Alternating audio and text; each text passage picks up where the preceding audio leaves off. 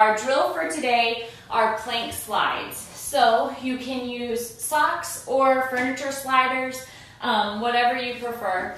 And you're going to come into plank pose. And whenever we do this today, spread those fingers really wide apart, pull your belly up and in, and then step it back, and then squeeze your glutes so those hips tuck slightly under.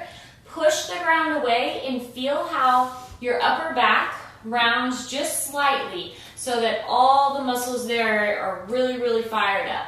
Now from here, shift the weight back. See how my heels push back? Feel the difference between that. And then as you shift forward and hold it there. Pull the belly in, and then from this position, begin to draw your hips up by compressing through those lower abs, pushing the ground away, keeping those shoulders rounded or your back rounded, and then using that flexibility to draw up. See how the weight is slightly in my toes? Most of it's in my hands and in my core. That's where we want this to stay. So you push it back. You can pull it up quick and then work that eccentric motion down. Pull the belly in, control, control, control, control, control. You can do mountain climbers with it. You can just come into a tuck with it, whichever you prefer for your plank drill work. Now, our stretch is going to be wheel pose. So we will come into it. You can use your wheel as well for the plank slides if you have a wheel, but sometimes it helps to warm up the back body for wheel and bridge pose as well. Take it to bridge if you need to. So if you have a wheel, you can come into it, work the body open like this. This takes the pressure off of the back body strength and then just opens up the front. From here, take those hands down onto your mat, and instead of splaying the elbows out, draw them in. And then as you're ready, plant the feet, squeeze the glutes, and then push the ground away to come up into that wheel pose. Now, I also like to come into it from my bridge. So we'll do that. Bridge pose, you try to rotate the shoulders down to where you can feel your heels with your fingertips, if that works. I'm not the bendiest person, and due to some previous back injuries years ago, I always have to modify my bends. So just throwing that out there. Do what works for you. So hands come by the head, and then I tuck the tail, and right now my core is engaged, lower abdominals are engaged, and my glutes are engaged. And then I push up. I feel my hips open and the front part of my legs through my quadriceps and hip flexors open up here. Now, from here, I push the ground away until I'm able to lift up into my wheel pose. Now, for me, I like to come on to the balls of my feet and then work wheel push-ups. This is a great shoulder opener for our hollow back practice. And each time I go down and up, I'm working on that rotation of my shoulder blades. And I'm drawing the elbows back. Now I can also take the elbows out wide. See the difference there? Or in. And then I also like it to work it with my feet down.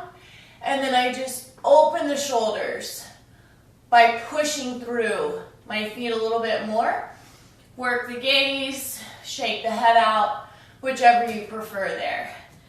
And then to come down back into that bridge variation, and then I always will just take it side to side, release the spine. So whenever you're in your wheel pose today, think about how you're opening your shoulders, but maintaining the strength.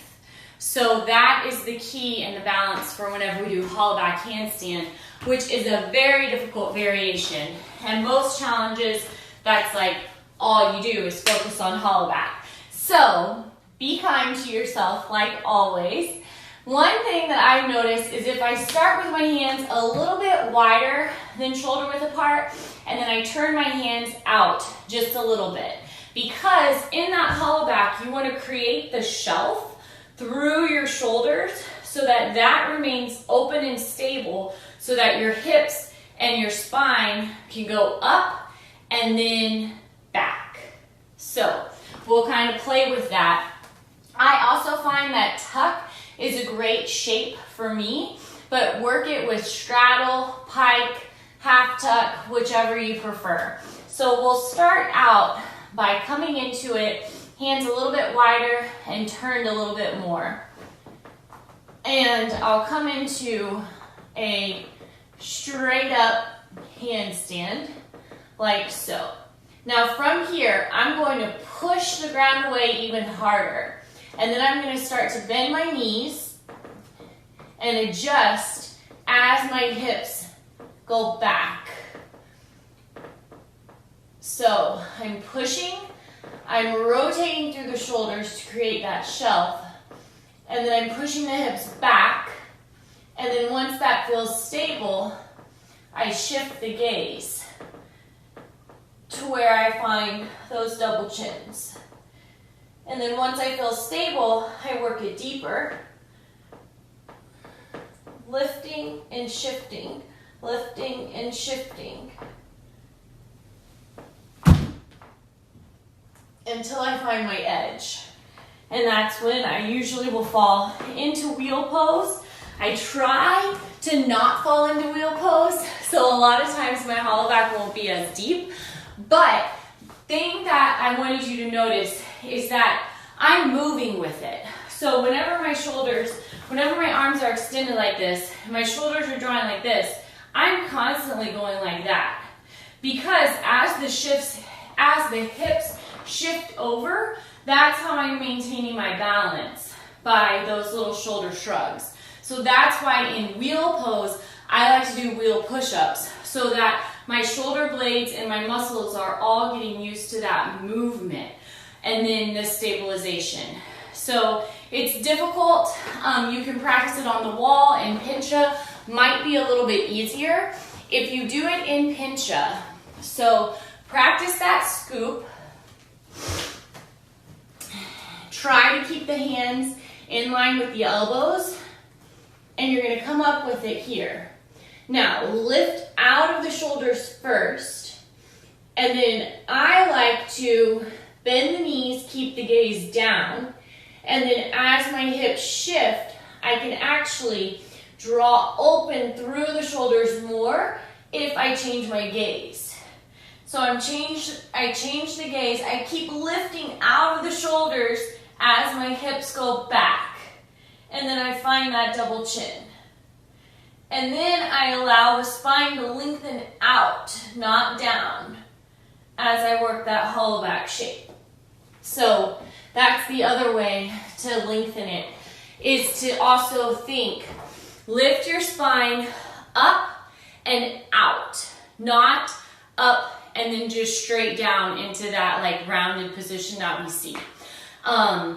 So like I said, it's a doozy, so be gentle with yourself, use the wall as needed, and